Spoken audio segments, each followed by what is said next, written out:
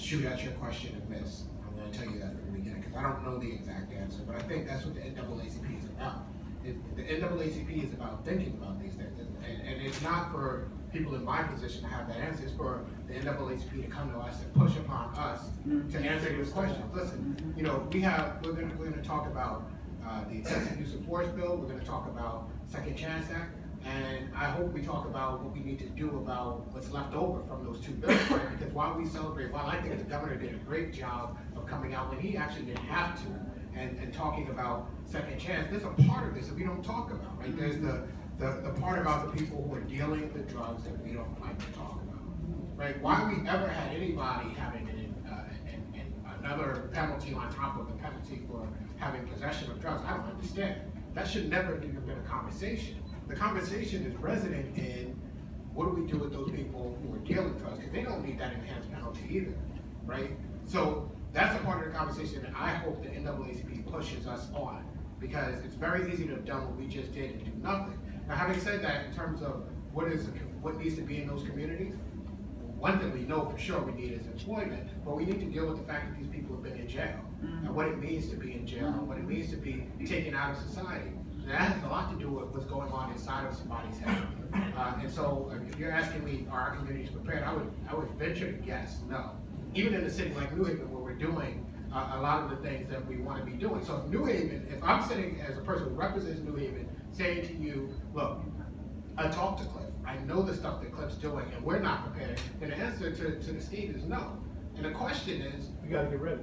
How do we get ready? Who are you pushing? And how are you preparing them to go into the state capitol and say, yes, we did a lot of good stuff, but there's a lot more we need to do, and we don't have the money to do it, right?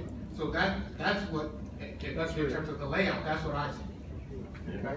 Scott, Yes. on the numbers, I just want to clarify a couple of things. It's not 22,000. Right now it's 16,000. It had been 20. It went up to 20,000 in 2008. So the other thing is, there's not like a big release about to happen. So what's the number we're trying to get to? Well, you know, Van Jones, what's his name? Van Jones and Newt Gingrich have set out this goal for the country to cut it in half, 50%. So if we get credit for the 20% we've already taken out, so we went from 20,000 down to 16,000. I think we're all very optimistic it's going to end up being 10, right? And so we cut it in half.